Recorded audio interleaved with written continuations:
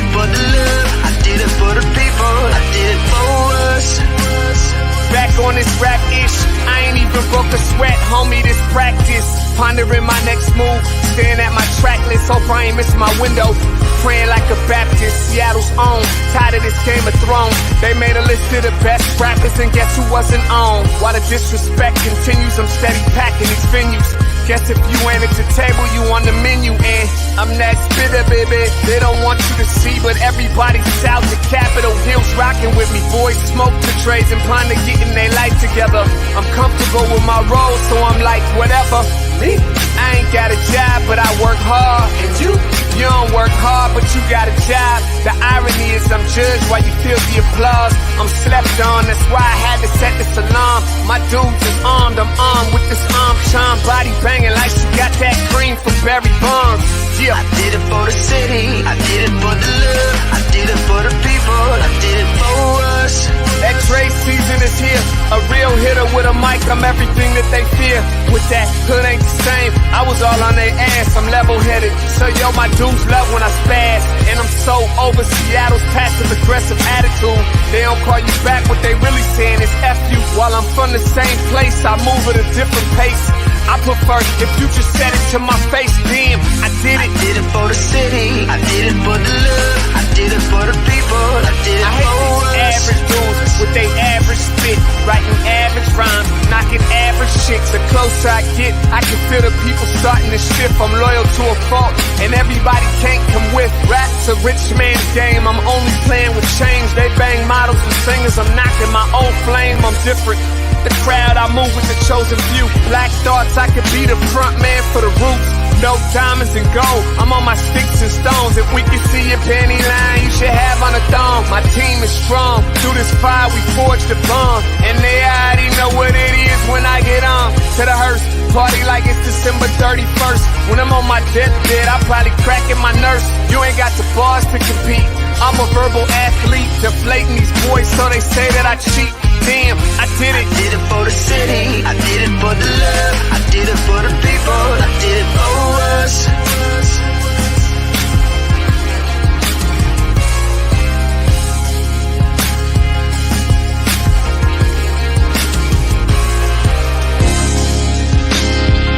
Yeah. I should probably start by apologizing for the long wait, man. You know, I know I be tripping. But I'm not just a rapper, I'm an artist. And, you know, my creative process is a little bit different than most.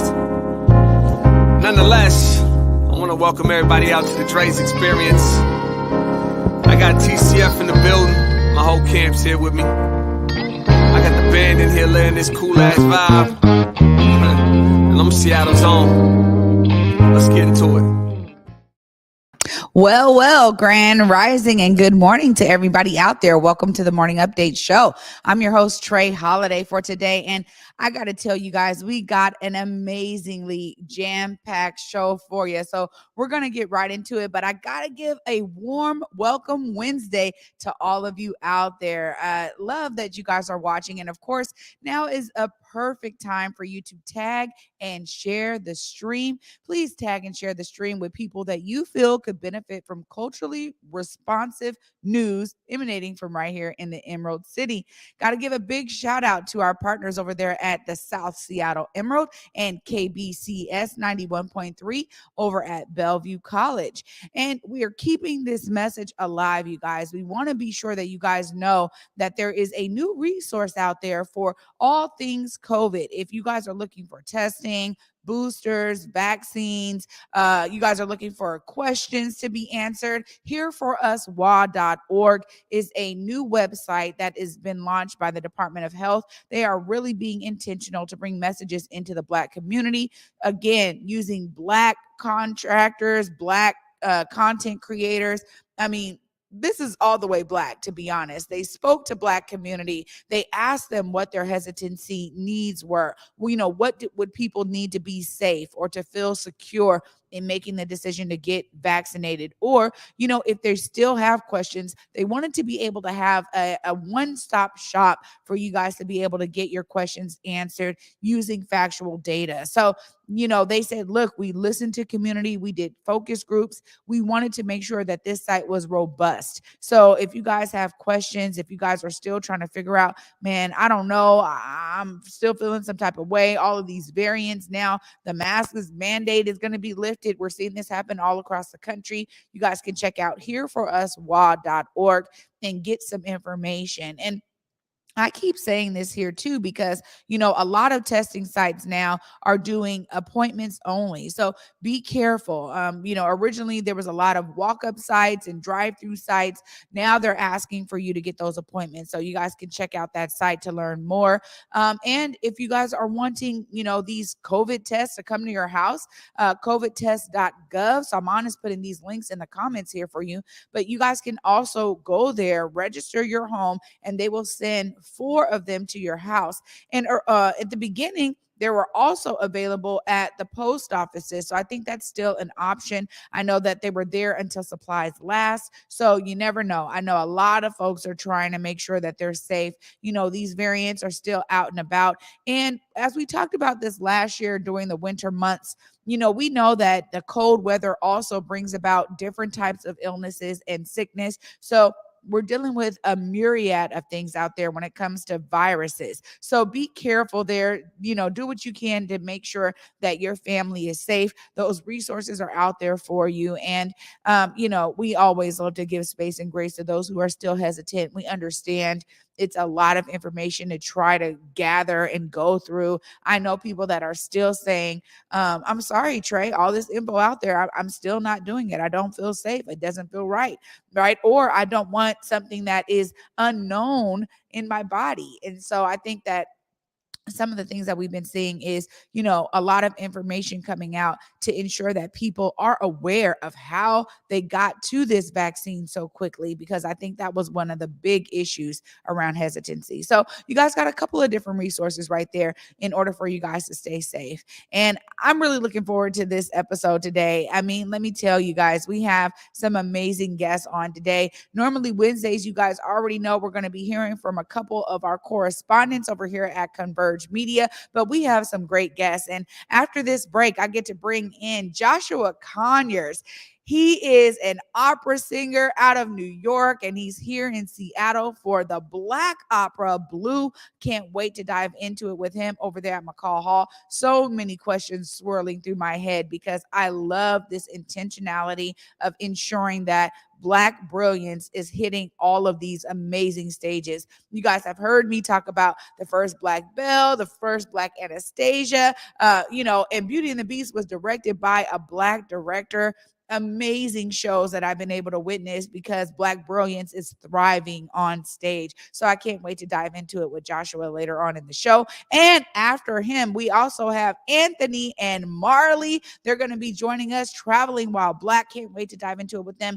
A new addition to the Converge Media platform, but they've been doing some things out there and getting some followers apparently over there on TikTok. So the TikTok world knows much about them. Excited that they're in the building as well. And we're going to be wrapping up the show with our guys, Mike Davis from over there at the South Seattle Emerald and our very own Clapback Culture. We're going to be talking about a couple of things here. As you guys know, there's a lot of hot news out there. And then Brian Callanan will be trying to join us as well from Seattle News, Views, and Brews and the Seattle Channel. So when I tell you it's a packed show, now is the best time for you to go ahead and tag and share the stream so people do not miss on some of these amazing guests coming up. Right after this short break, I'll be diving into everything news with Blue with Joshua Conyers. Stay tuned, you guys. You're watching the Morning Update Show. Hey there, it's Trey Holiday. And of course, Besa and I had to take a trip back to Market Street Shoes to grab some items. They always know what to show us. And let me tell you, we both spent quality time to be sure we collected some amazing additions to our wardrobes. They have some of the most unique bags, shoes, and accessories. I mean, the whole shebang. It's always a good time when I get to shop with my girl Besa. Make sure you go check out Market Street Shoes, y'all, and you too can walk out with some dope gear.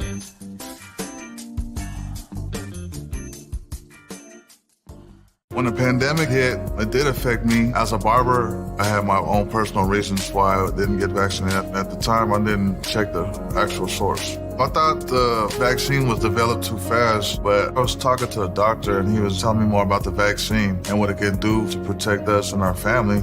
I wanted to get back to that once was, right? I do feel safe knowing that I am vaccinated. I just hope what I'm saying is reaching into people's heads to know that this is the best decision for all of us.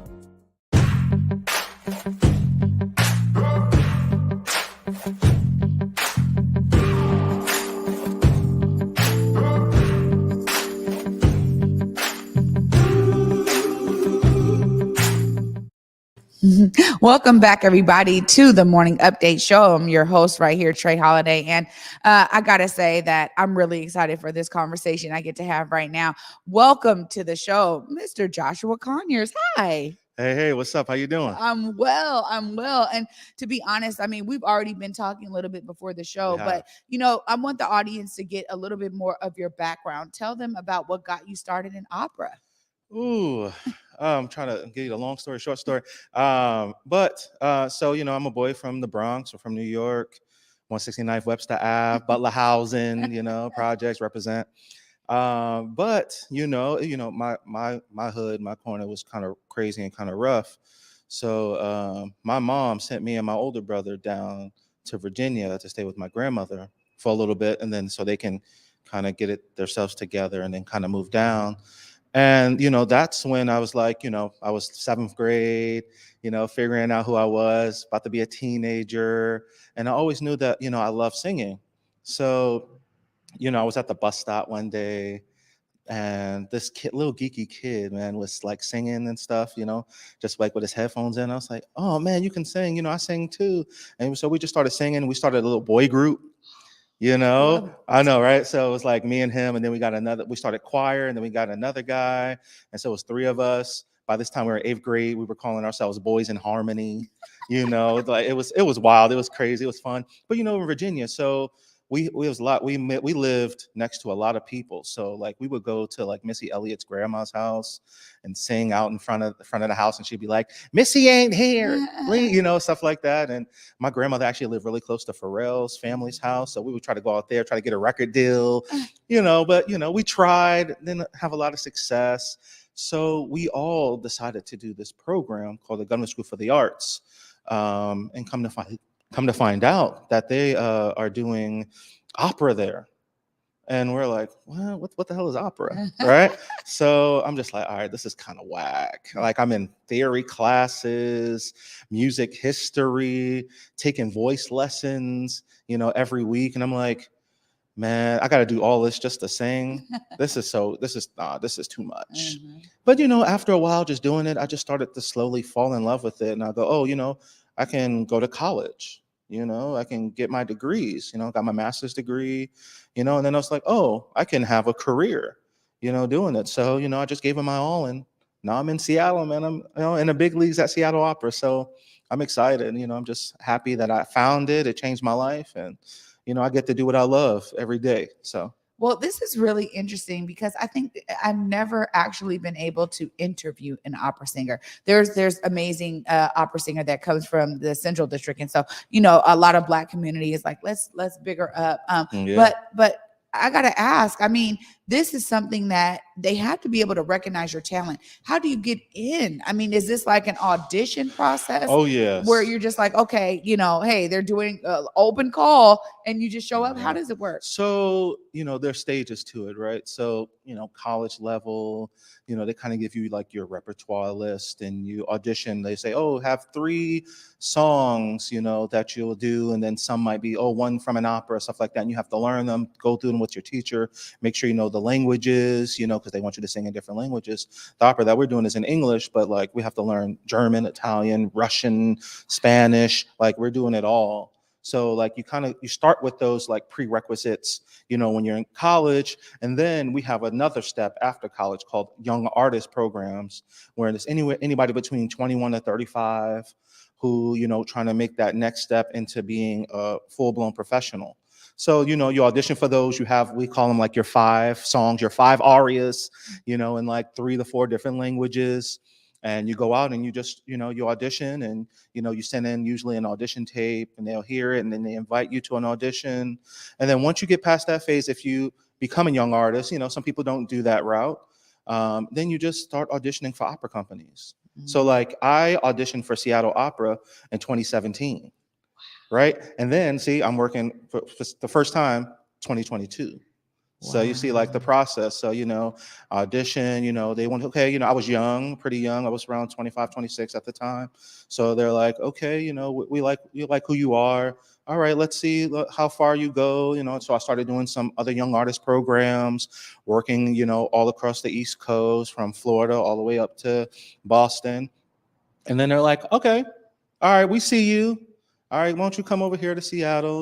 Let's do this show. And this show has been going around, all over, and it's continuing. The momentum for the show is crazy. So just happy to be here. Well, this is what we know is a unique show in opera. Yeah. I mean, we're talking about, the commercials we've been showing here, all Black is what I've been seeing. That's I'm right. sure there's others in there, but I'm like, look, this is when they talk about a Black opera, this is really Black. And it's like really like setting it off in terms of this other opportunity for young Black creatives, singers, to see themselves like, wait a minute, I could be on that stage. For sure. Yeah. So just clarify, this show is all Black. Wow. You ain't gonna see nobody who ain't Black on that stage for those 3 hours you're sitting there.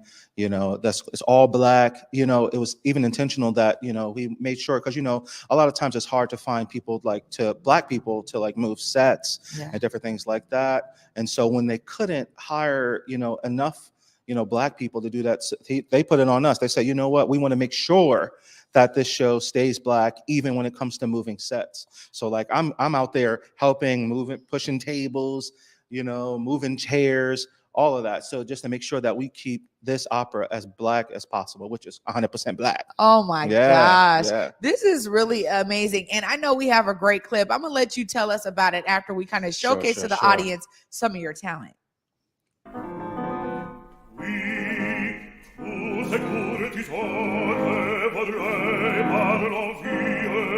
Avec Rome faremo une ligue ennemie. Oh, contre mon amour, ton ombre conspire, mademoiselle Léonore, je te défendrai. Oh my word. Chills. You know what? I'm like such a fan because honestly, you are phenomenal. Thank you. What was that piece about? Oh man. So, these operas are very, convoluted, and a lot of stuff is happening. But this is King Alfonso. And this opera is called La Favorite, and it's by an Italian opera composer by the name of Donizetti. And so he originally wrote this in French, which I'm singing in French in the clip, but is also mostly done in Italian these days, because he did a translation for his people in Italy, and so now most people do it. But I wanted to keep it original and do it in French. And literally, so he just won a war. And there's this woman that he really wants really, really bad. And she doesn't see him, but he has all this power. He can take her if he wants her. But he's just telling, he doesn't care about all the wars he's won, about all of the riches he has. He just wants her. Yeah, a lot of passion coming through. Opera is very different than just singing. I'm sure you right there in front of Missy's, grandma's house. It's very different. So that training is super important. You were also sharing with me that that's something that's very special around lobbying for the arts, right? That's right. So we have this place called Opera America in New York City, and it's one of our first. I think it probably originated maybe, I want to say almost 10 years ago, but maybe 5, 8 years ago. I'm not sure quite when, but it's our first big organization that's really lobbying for opera, in the arts, lobbying the government to, help out and, give donations and really, really support the arts, in opera. And, they do a lot of things like trying to get more women into conducting where, it's male, like dominated by especially white males, trying to get more women doing, projects for Black artists and having Black composers and stuff like that. So this organization is really out there to push, opera into the 21st century. And it's really, really cool. Oh my gosh, that is amazing. Yeah. We talk about it here oftentimes. I mean, Black community is so resilient and we press for the things that are necessary. So I love hearing that it's happening in the world of opera as well. I mean, now right back to Blue here, because I gotta say, I mean, I'm going to be there with my friend and both of us are like, oh my gosh, we're going to see this Black opera. I think it may be one of the first for Seattle. How was it for you to get that call from the Seattle Opera House and be like, all right, I get to be in this all Black opera? I mean, tell us about that experience working on Blue. It's absolutely amazing. See, I was a part of the original workshop of this show, and to see the potential of it and like to be in a room with people who look like you and so talented, it was a rarity at that time, talking about this is 2017. And, I was just like, oh my gosh, I've been at so many of the top young artist programs in the top colleges in the world, and being, one of 30 or two of 40, it was like, that was my reality. And I just thought that that's, what it was, for whatever reason. But to get in a room and see this Black excellence, to see, these artists who are just so talented beyond belief, that you go like, why isn't this happening all the time, every day, 24/7? It kind of baffles me. But when we come to these opera companies and show them like, this is worth your time, your effort, and your money, and they all see, they see immediately. It's never a question when we all get out there and we go on stage that this is something that should be happening at all times. In the story, this story, Blue, it's something that's, relevant today. It's about Black love, Black family, but also about, Black trauma, Black relationships. And it's something that, everybody, the Black community can relate to. There's things that are happening. And of course, it's tragic, but that's something that we live every day. And, it's hard too, because, a lot of times art reflects on our trauma, and it's kind of hard to always watch our trauma. So, the creators of this show, wanted to make sure that they minimize that by not showing, that, the kind of, the shooting and the deaths, but, okay, you see the relationships, you see, what their intentions are, and then we go directly into, this funeral, of this young man who just got gunned down by the police.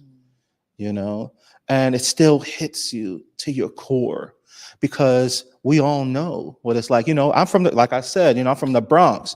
Many times I've gotten stopped by the police for no reason, just for being a big Black man. I'm 6'3", 350, right.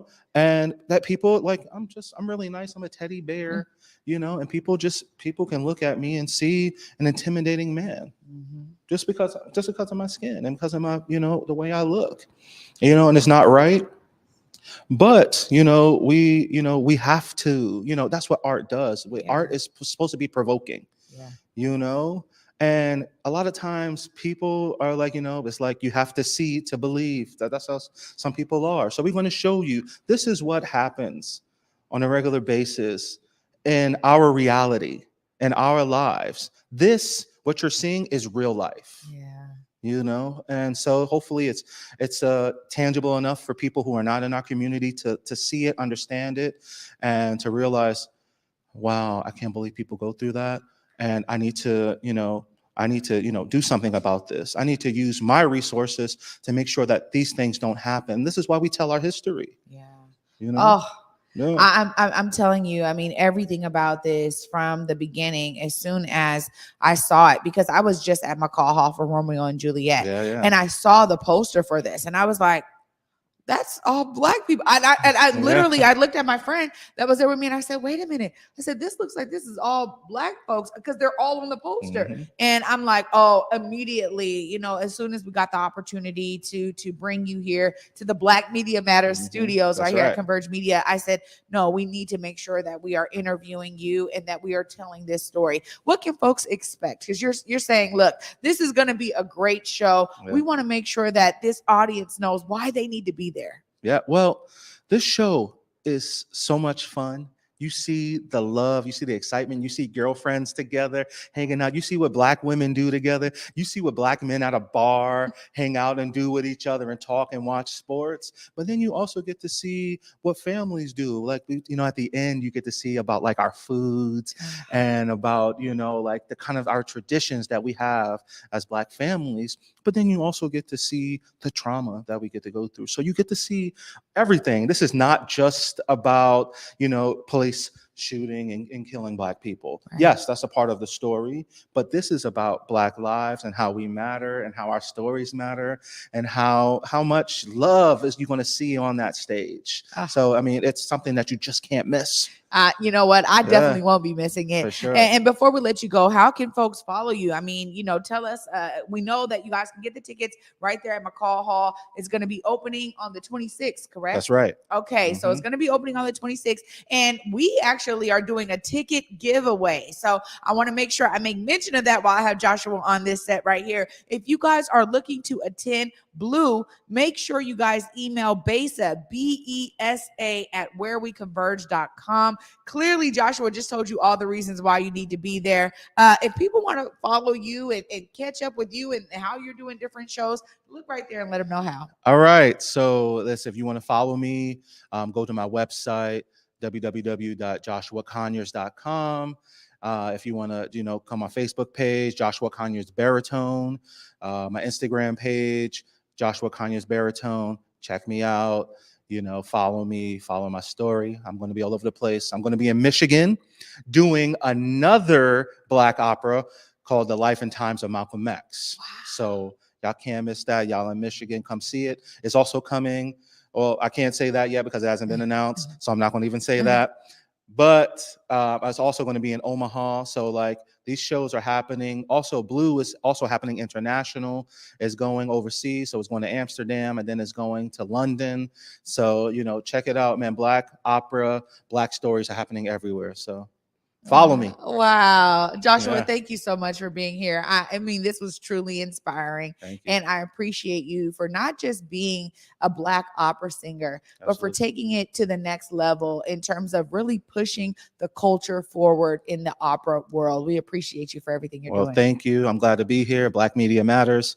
And man, I'm just honored and privileged. Absolutely. You guys, I'm telling you, I told you this show was going to be amazing and it's going to continue in its amazingness. Coming up after this break, we have the couple. We got Anthony and Marlie in the building, traveling while black. I can't wait to dive into it with them because this is going to be another great segment. Stay tuned, you guys. You're watching the Morning Update Show. Every student who wants to play music should have the opportunity to. Do you know any young people that are excited to start learning music or pick their instrument back up? Seattle Jazz Ed is now enrolling for spring classes. Open to youth across the area, all music programs are offered on a sliding scale, pay-what-you-can model, and free loaner instruments are available for every family. Taught by some of Seattle's finest artists, classes are designed to meet musicians where they are in skill level with options for beginner, intermediate, and advanced level. And this season, we're opening up ensembles with options for drummers, vocalists, and instrumentalists of all kinds. Registering for March classes can be done online or over the phone. And you can learn more by checking out seattlejazzed.org or calling or texting 206-324-JAZZ. When the pandemic hit, it did affect me. As a barber, I had my own personal reasons why I didn't get vaccinated. At the time, I didn't check the actual source. I thought the vaccine was developed too fast, but I was talking to a doctor and he was telling me more about the vaccine and what it can do to protect us and our family. I wanted to get back to that once was, right? I do feel safe knowing that I am vaccinated. I just hope what I'm saying is reaching into people's heads to know that this is the best decision for all of us. Hey there, it's Trey Holiday. And of course, Besa and I had to take a trip back to Market Street Shoes to grab some items. They always know what to show us. And let me tell you, we both spent quality time to be sure we collected some amazing additions to our wardrobes. They have some of the most unique bags, shoes, and accessories. I mean, the whole shebang. It's always a good time when I get to shop with my girl Besa. Make sure you go check out Market Street Shoes, y'all, and you too can walk out with some dope gear.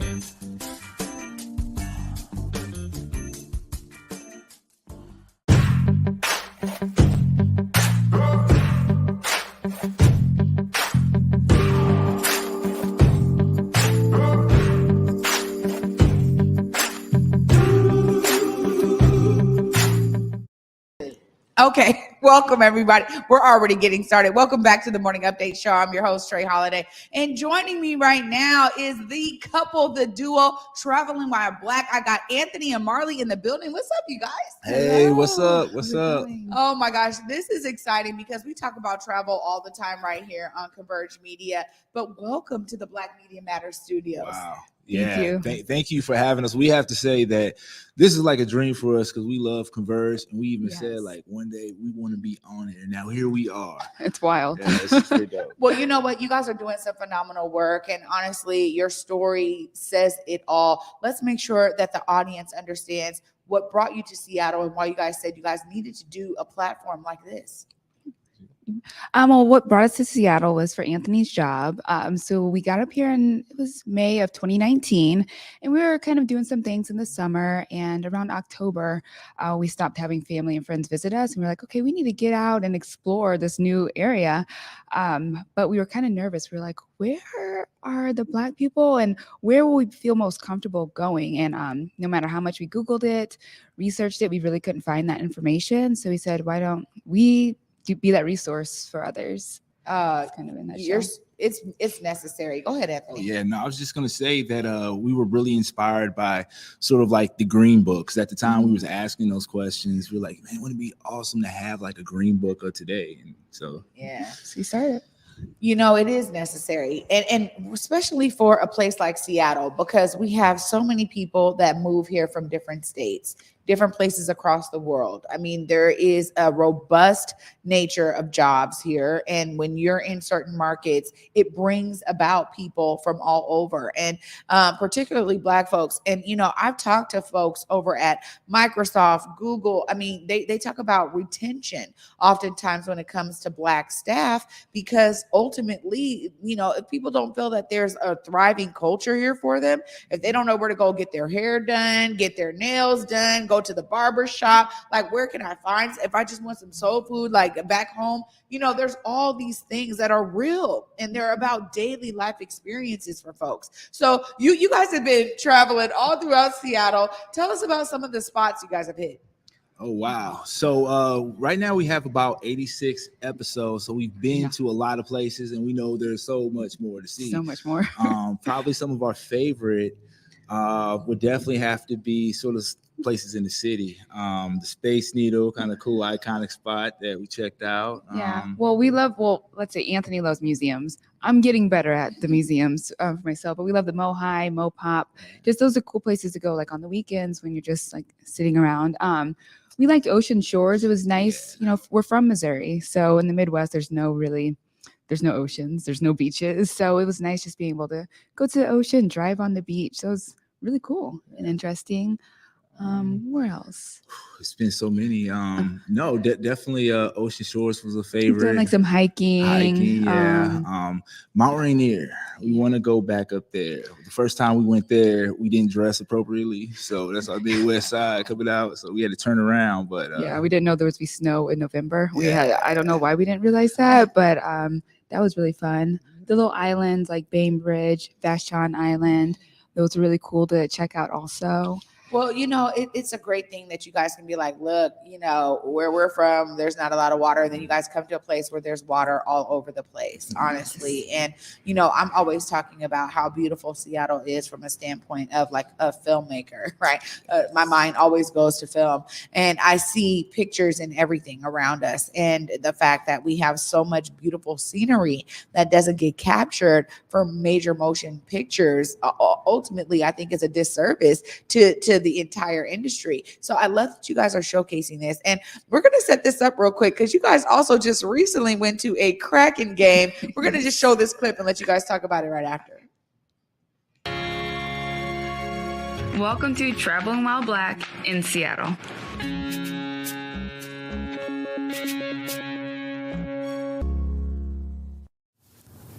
Hey, what's up? I'm Anthony. This is my wife, Marlie, and welcome to another episode of Traveling While Black in Seattle. Yes, welcome back, everyone. And as a brief reminder, our show is based on our experiences in and around Seattle. And we base those experiences off of how good of a drive it was, how much fun we had, and most importantly, how comfortable do we feel as Black people visiting for the first time? So 2021 marks the inaugural season of the Seattle Kraken, the city's newest professional sports team and the first NHL franchise team. So we wanted to make sure that we checked out a game for their first season. Yep. And even though Mars and I come from a city that has a passionate NHL fan base, shout out to the St. Louis Blues, surprisingly, I have never been to an NHL game. So beyond the chance of checking out the new home team, I was beyond excited to get to experience my first professional hockey game. And I am happy I got to experience that with you as well. And I'm happy that you all get to experience it with him too. Yep. So without further ado, let's get it cracking. Yeah. And check out the episode and as always, let us know what you think. We headed to Climate Pledge Arena to check out the home team, Seattle Kraken, take on the Toronto Maple Leafs. Drive grade. It was a 17-minute drive for us to get to Climate Pledge Arena's downtown location. Believe it or not, that's only a little over 3 miles away. Yes, it does seem a little long, that short of a drive, but that's normal in Seattle. The game start time was 6 p.m., so leaving around 4, it's not surprising we did run into a little bit of traffic in the heart of downtown. Overall, the drive wasn't really bad, just not great. What we will warn you about is the parking. If you want to park close, it's expensive. If you don't mind walking a little ways, it's still expensive, but a little more reasonable. The point is, you're gonna pay. Yeah, considering that and the fact that the arena is called the Climate Pledge Arena, we should note that there are public transit options that are twice as energy efficient as private cars. Message! For drive grade, we give a 3 out of 5. Level of fun. Finding Climate Pledge Arena is not hard at all, as it is right next to the iconic Space Needle. When you purchase your tickets online like we did, you access your ticket on your phone that's scanned at the door. The first action for us once we got in was to grab some Kraken gear, so to really embrace the experience. After that, we were ready to find our seats. Even though we were pretty high up, the view of the game wasn't bad at all. The atmosphere was crazy during the pregame introductions. As for the game, it was really cool seeing a professional hockey game in person for sure, but the home team started to get beat down. Yeah, the game didn't turn out quite too well for the home team, but still, we had a great time and really enjoyed the overall atmosphere. As for this visit to a Seattle Kraken game, we give level of fun a 5 out of 5. Comfortability for Black people. Now, we know that there is a perception that Black folks don't play hockey. And currently, there are only 26 Black players in the NHL. But one of the dopest things that we noticed at the Kraken game was the visibility of Black faces. Yes, from the national anthem to the individuals working for the arena, and even though it wasn't many by any means, we did see a couple other Black fans attending the game. Everyone at the game and working for the arena were friendly and approachable. We felt comfortable and it felt like the franchise had a lot to do with it. We definitely recommend checking out a Kraken home game. For comfortability for Black people, we give it a 5 out of 5. Oh my God. I absolutely adore this, you guys. I adore it. Now, I gotta say, I mean, of course I'm gonna get to you guys, but I went to a Kraken game and I actually agree with you guys' scorecard. I gotta tell you, because I felt comfortable. There was some, like Nashville hot chicken sandwiches in, available. Not to say that everybody got to eat fried chicken, but I'm just saying there was like something that was like, okay, it's not all like, okay, what is this food? Or it's just kind of like the plain old things that you would expect. Yeah. So they have done a great job. Plus, I think the arena itself actually was impeccable, right? Amazing. I mean, they have that whole environmental wall. I was really actually impressed with the stadium itself. So you guys did a great job there. I agree with you guys. So overall, you guys enjoyed yourselves. Oh, absolutely. Loved it. Yeah, it was fun. Like you said, the arena alone is an experience in itself. Just it's unbelievable. Yeah, it's always fun just going to like sports games in general, just that energy, and it feels like things are getting a little bit back to normal. So it was really fun. I'll go back. Yeah. Again. That's what I said. I actually told the people that invited me, I said, when do I get to come back? Because I have never watched hockey, but I gotta say, I was on it. I mean, when they start like going, they're doing their chant or whatever, I was getting up out my seat. I was like rooting for the home team. You start to feel that. It's like, it's something that is infectious almost inside of the arena, where it's like, oh man, now's our time to get up. Like now we're gonna, you know what I mean? And so I was there with somebody who has season tickets, and it was hilarious because he's like, oh man, here comes this guy. He's got such a bad attitude. He's always, and later on, because I'm like, man, when are they gonna fight? Yeah. I was like, when are they gonna fight? And he was like, no, trust me, they're gonna do it. And sure enough, the same guy that he called out for a bad attitude, man, he threw down his stuff, man. They started going at it. Did you guys get to witness a fight while y'all were there? We didn't see any fights, but we did see a couple guys go to the penalty box. So that was cool. Not the fights. No. And some fans, like when people were near the glass or the plastic, they would like hit the glass. I was like, oh, whoa, what's going on here? Yeah. But it's pretty intense. It was intense, definitely. We did. So growing up in St. Louis, watched St. Louis Blues hockey, and I always, for some reason, had some weird type of attraction to the Zamboni. So I think we, for some reason, got really excited when we seen the Zamboni. Yeah, he got excited when he saw Zamboni. I was like, I didn't even know what Zamboni was until he's like, there it is. I thought it was a person, but they even made that into a spectacle. They had some lady on there just waving, cleaning up the ice, right? I guess, yeah. I was really impressed because I didn't realize how much of a production it was, right? Like, I mean, they have all those folks coming out, and they're on the ice skates, but they're just shoveling up that ice real quick, and they're like, oh man, like you're right. It's another part of the game. You guys, I gotta say something here because your production value is top notch. Tell us a little bit about what got you saying, you know what, we're gonna do it in this way, because you guys it's really phenomenal. Well, thank you. Well, thanks a lot. Really appreciate that. So that was sort of an aim when we started the show, was we wanted to make sure that our videos were sort of higher quality. So kind of all the production we sort of taught ourselves. It was self-taught over the years and leading up to that moment we was going to do the show. But we wanted to make sure that we kept that high quality presentation, because just personally, when you watch things on YouTube or anything, you get it's easier to digest, and it doesn't really take away from the story you're trying to tell. So we appreciate that people notice that. Absolutely. Well, I definitely did. I mean, right off the bat, I'm like, ooh, this looks real good. You guys got some high quality cameras. Okay, so before I let you go, I'm gonna give you guys the opportunity to tell people how to follow you and everything, but I gotta say, when can Trey Holiday come on, man? I need to be in the back seat. I need to be traveling while Black with you guys. I'm definitely ready to be in one of these episodes. I love it so much. You guys' concepting is off the charts. Thank you. You guys tell me when I can join. That's definitely got to be in the works. So we're going to get on that right now. Definitely. Well, look right there, you guys, and tell people how they can follow up with you guys. Obviously, thank you so much for bringing your content to Converge, and welcome to the Converge Media family. We welcome you with open arms. You guys are both phenomenal, and let folks know how they can find your content. All right, thank you so much. So you can basically find us at TWB Seattle. So that's on TikTok, Instagram, and Twitter. And then on Facebook, just Traveling While Black in Seattle. And then on YouTube, Traveling While Black in Seattle.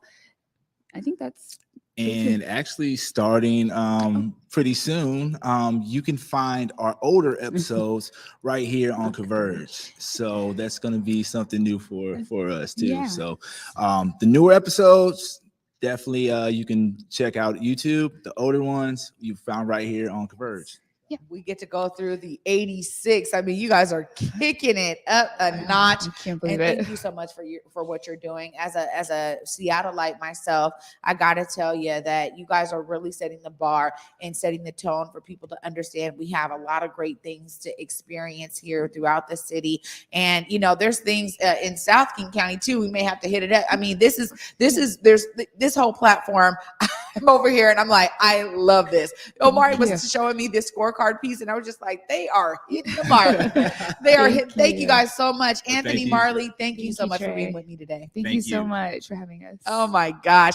You guys, I told you it's going to be a great show. And of course, we got to get to our correspondents here, our folks that are, real Converge Media family too. We're going to continue on in this extension of our family. Up next, we're going to be bringing in my guy, Brian Callanan from Seattle News, Views, and Brews right here on Converge and also the Seattle channel. Stay tuned, you guys. You're watching the Morning Update Show.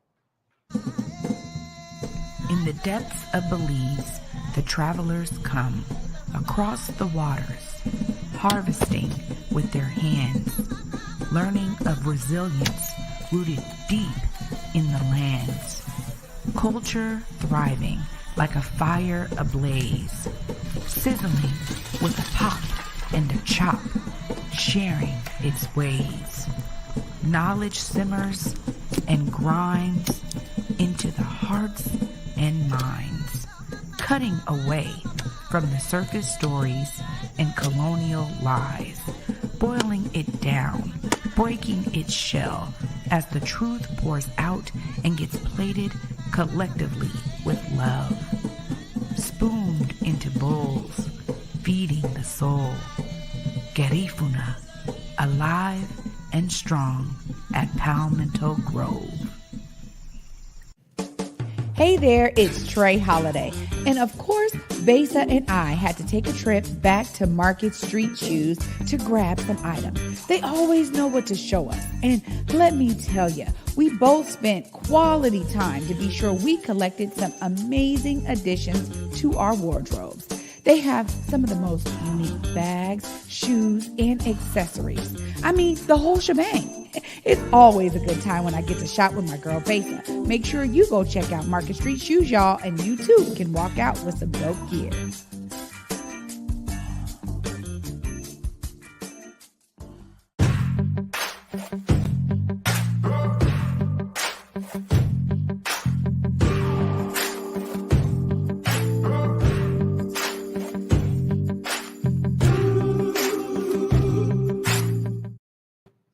Welcome back, everybody, to the Morning Update Show. It has been a real warm welcome Wednesday, even though it's not warm outside at all. And that means that I get to bring in my guy, Brian Callanan from the Seattle channel and Seattle News, Views, and Brews. What's up, Brian?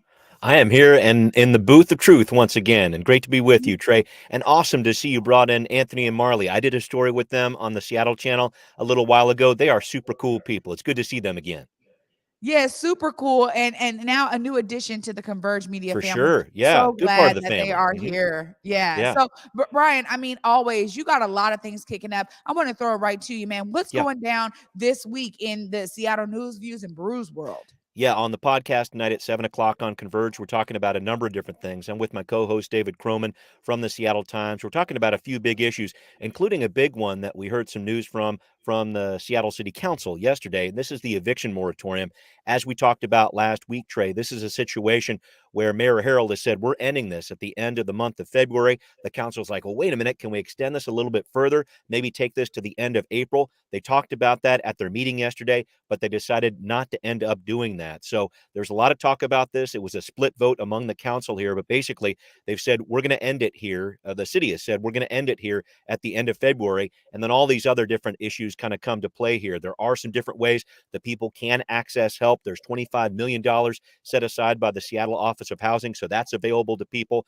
There's also a situation where if you do need to pay some back rent, At the end of the eviction moratorium, you got 6 months to do it. You can pay it in installments. And also, if you do have to go to court over a situation like this, the city of Seattle is guaranteeing people the right to legal counsel. So if you need an attorney, can't pay for one, the city's trying to step in that way. Now, what does this mean in terms of will more people become homeless? Will there be a lot of different evictions? We're going to have to see how that plays out because the numbers that we saw at the end of last year, 96,000 people were behind on their rent. So it's going to be interesting to see how this plays out going forward and also to figure out just how many people are going to be able to access the court system because that's not all that easy. So that's one of the big stories we're working on here, Trey. And I know we talked about it last week, but there's also a couple other pieces we're talking about when it comes to homelessness and also talking about what's going on with the mandatory bike helmet law. So those are the big pieces that we're working on here for this week. I can go into detail on those other ones too. I didn't know how much time you had. Well, you know what? Yeah, we got a little bit of time here, but this Yeah. really, I mean, when we're talking about this eviction moratorium, Mhm. you are absolutely right to hit the nail on the head here, Brian, around the accessibility of these Yeah. services that they're saying are going to be out there. And also, does 25 million make the cut? I mean, this is about how people are going to be able to access those funds and Yeah. access the services that the court is offering. That's Mhm. where my mind goes because when you talk about the sheer number of people Mhm. that may need these services, Yeah. I'm wondering about a backlog right there Yeah. in the courts. I'm Sure. wondering about a backlog of processing those funds out to make sure that people are not being evicted. That's where my mind goes with this, Brian. And again, I think I'm glad that you guys are staying on this because this Mhm. is something that we know is going to be ever evolving, and we'll Yeah. probably see a lot of changes happening in the coming weeks. I mean, it's going to Mhm. be touch and go here for a minute, Brian. So I tell us a little bit more Yeah. about the bike helmet law because I tell you, me and Yeah. you could talk about this eviction moratorium all day. Yeah, I know we could. This bike helmet law is really interesting because King County, the Board of Health just voted to repeal it last week. And this is something where you're like, wait a minute, they want to repeal a bike helmet law? But the backstory on this, and David Croman did a great story about this in the Seattle Times. He's talking about this is a law that actually not a lot of municipalities have, even around the country. And the big issue in terms of how it was getting enforced here in Seattle and King County, officers were ending up using this as a way to connect with homeless people and probably not the right way. So that was one concern. And then they also found out this law was not actually enforced all that often, but when it was, disproportionately, it was impacting Black people. So it's something where the King County Board of Health said, wait a minute, we can't be doing this. We're going to take this off the books. At the same time, they passed a resolution to say, okay, wearing helmets is super important, but we're not going to make this a law on the books like this that gets enforced in these different ways. So they do want to make sure that people are still wearing their helmets. I think it's going to be really interesting, though, because there are a lot of different doctors from Harborview and whatever else are saying, wait a minute, we're sending the wrong message here. And I think it's really going to play out over the next several months as we see it happen, I think, with the bike share and the scooter share that Seattle's got going on. These are kind of new programs, but as the city works on them and kind of studies them, I think they're going to see there may be some issues there. I know there were some issues with scooter share that I studied on the podcast at the end of last year. They had some safety issues there. So you add that in without a helmet law involved there. I think there may be some concerns going forward. However, King County Board of Health is trying to do the right thing and make sure this law is not enforced unfairly. So that's why they put the repeal in place. So that's a big Yeah, story happening there too. it really is. And one of the things that I also heard around this story too is that, people who consistently ride bikes, they want to Mhm. protect themselves, right? So Right. the Mhm. idea is that it needs to be enforced in these ways. Yep. Those resources can be utilized for other things, right? Yep. And so Mhm. you have people that are out here kind of policing bicyclists, but Yeah. honestly, these cyclists know, look, if I'm going to be out here riding in the city, I need to protect my own head, right? Yep. So they don't Yep. necessarily need to be enforced like that. But also, I love how David touched on this because Mhm. I heard this too Yeah. in Black cycling groups that Yeah. they were the ones being targeted ultimately. And so you Yeah. had a lot of people that are cycling advocates, and Mhm. they're like, look, I'm out here. I know that I Yeah. need to protect myself, but what I don't need is I don't need officers coming up to me to write tickets Right. because they think I'm not compliant. So Right. I Right. love that is also there. Brian, what Yeah. else can folks expect? Because you guys are always digging into it. What's going on at the Seattle channel? A whole bunch of things, actually. There's a number of stories that I've been working on over the past couple weeks when it comes to what the legislature is doing with homelessness. You should definitely check that out. Also, affordable housing. And we're kind of touching on one of those issues, actually, on the podcast tonight specifically. what is the city doing with tiny home villages, the city of Seattle? The city's really trying to build more of these. What they're asking the state to do right now is get rid of the environmental protection review process that's going on there, or at least streamline it in such a way that they can build these more quickly. This is a really interesting issue where you kind of see the confluence of what's going on at the city and the state level. The city saying, hey, we need help to stand these things up more quickly, because when there's an environmental review, this is a situation where it can be 4 months, 6 months before they can even get these things going, when in actuality, it takes just a couple of weeks for these things to get stood up and actually house people temporarily and get them hopefully on their way to more permanent housing. So Councilmember Lewis is working on this at the city level. This is an issue that's happening up at the state level right now. It's actually going through the process in Olympia right now. This is going to be really interesting to watch here, because I think the state of Washington is paying a lot more attention to the issue of homelessness this year. I think we're seeing that in the legislature right now. So we'll have to see over these last 2 weeks, actually, of the short session that's happening in Olympia, if they can get any movement on this and help out areas like Seattle that are trying to stand up more shelter more quickly.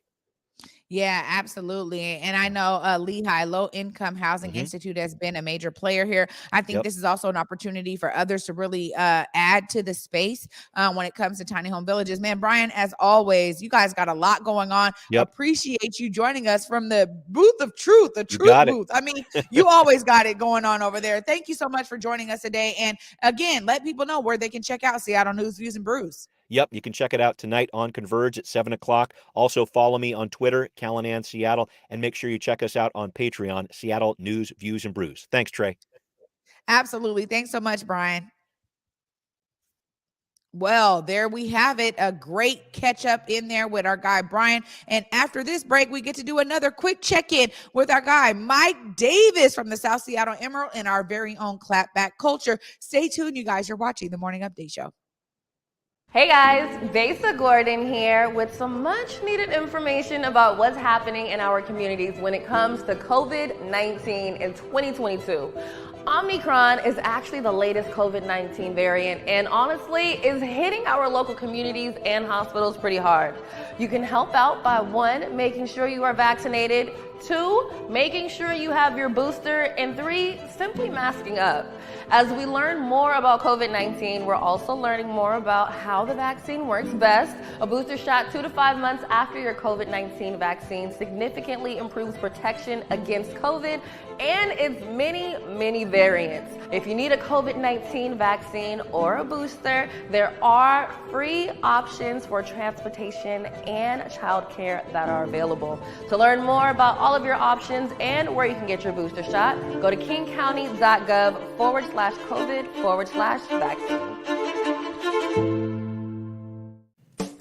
Hey there, it's Trey Holiday. And of course, Besa and I had to take a trip back to Market Street Shoes to grab some items. They always know what to show us. And let me tell you, we both spent quality time to be sure we collected some amazing additions to our wardrobes. They have some of the most unique bags, shoes, and accessories. I mean, the whole shebang. It's always a good time when I get to shop with my girl Besa. Make sure you go check out Market Street Shoes, y'all, and you too can walk out with some dope gear.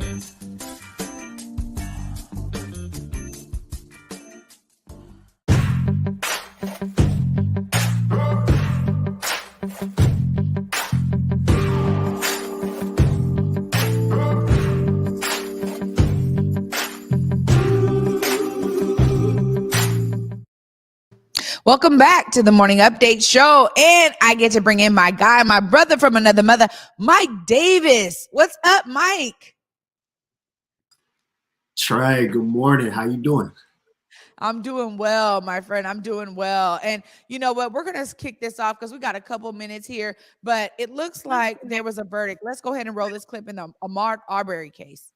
I, as a mom, will never heal. Wanda Cooper Jones, Ahmaud Arbery's mom, says that's why the Arbery family pushed back against a plea deal. Federal prosecutors initially offered to Travis and Gregory McMichael. They wanted the world to see all the evidence in this case. They didn't have a son that was lying in a cold grave. Come on now. All right, come on, Ronald. And they still didn't hear my cry. Oh, come on, Mike. I know you got comments on this one. Oh, I got a lot of comments on this one. I mean, first of all, shout out to her because she did not let the reporters deter her from getting out the message that she wanted to get across. And I know that this clip was short. We'll have a longer one on clapback culture for y'all.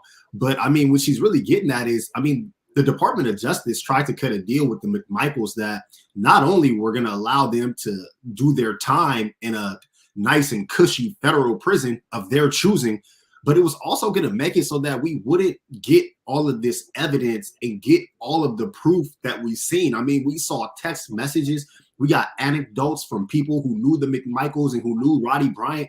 I mean, and all of this just shows that these quote unquote common everyday people who are going to work and living their lives also seem to really hate Black people. And when you look at the language that they use, when you look at the shooter and how they talked about they didn't want their daughters dating Black men, the way that the language they used to refer to Black people, it's clear how they felt about Black people.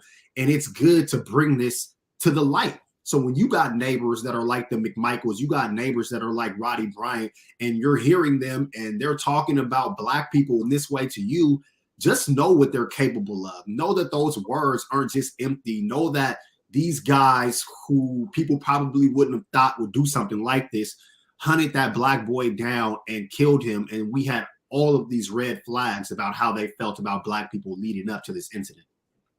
You know what? This is really, it debunks a lot of their original arguments in this case. And I think a lot of chatter was happening in Black communities across the country and probably globally around, hey, man, this is something we have seen before. We know it all too well, Mike, that the sentiments of Black hate is real. And that's what was actually fueling them that day. It wasn't about trying to keep their neighborhood safe. It wasn't about some of the original things they said. And this was something that I think a lot of Black people were experiencing, Mike. I know you guys are probably going to dive into this on Clapback this week. Real quick, what can folks expect? Oh man, this week we actually have a lot of updates this week. So we're gonna have this update, of course, with the Ahmaud Arbery's killer, the McMichaels and Roddy Bryant's trial. We're also gonna have an update from the 3 cops that murdered George Floyd. We're going to let y'all know the jury is deliberating on their federal hate crime charges as well. Also, Officer Kim Potter, who killed Dante Wright, she was sentenced last week, so we're going to talk about that. You already know we're going to dive into some pop culture and have some fun stuff. We got an interesting story out of Florida where a 13-year-old girl was framed on Instagram. Someone created a fake Instagram account using her picture and her name, sent bomb threats to her school, and she was arrested and spent 2 weeks in juvenile detention while the cops were trying to sort all this out. So we got a lot of stuff that we're going to bring y'all on Clapback tomorrow night, 7 p.m. Come and join us for the conversation. Oh my goodness. As always, Mike, a pleasure to have you with us. Thanks so much. And I know it's going to be hot and fiery on Clapback tomorrow. Thank you so much, Mike. All right. Have a good one, Trey. Absolutely. I mean, when I told y'all it was going to be a great show, it definitely was a great show. And tomorrow we have another lineup for you guys. We're going to have our girl Julia from Clapback. She's going to be right here with us through video link. So we get to hear from Julia Jesse. We're also going to be having our brothers, our twins, the Factorz TV. Ronald and Ronnel will be giving us an update on the Factorz TV and what you guys can expect. And this is a great treat. We're also going to have Devon Williams, Miss Washington Globe 2022, will be joining us as well. So you guys stay looking into what we got coming on here in the Black Media Matter studio. You know, we're going to constantly try to give you some news you can use. And as always, I want to remind you guys, see yourself as a part of the solution. Everybody that came here to the set, and Mike and Brian included, they do that. They see themselves as part of the solution. I encourage you to do the same. And until tomorrow at 11 a.m., peace.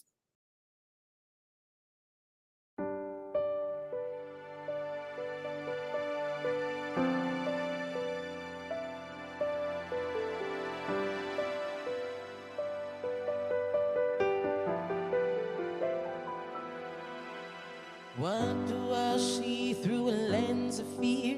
1,000 little steps to go. What do I fear after all these years? Lord knows I don't even know. I've been running on the edge of a sundial, sleeping in the shadow.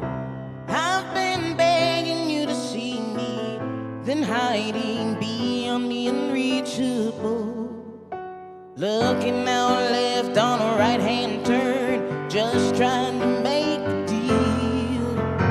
Lazy shoes and love is a love that churn. That's the kind of food that heals. I've been searching for the end of an era, waiting to be ready. The world is bigger than a moment. Be steady, that's how you can feel it's real. But I feel naked in my new clothes, 'cause I got used to hiding the holes. This whole world got new tricks and I'm in the thick of it. This I swear I'm already sick of it. At least I found the antidote. Oh.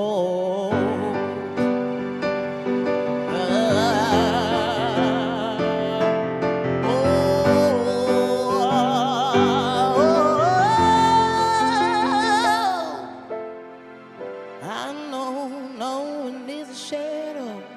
I know no one is a shadow.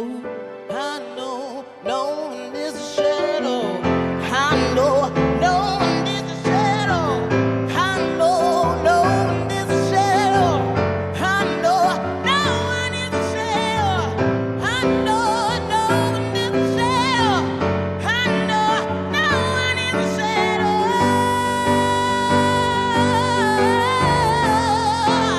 no one is a shadow.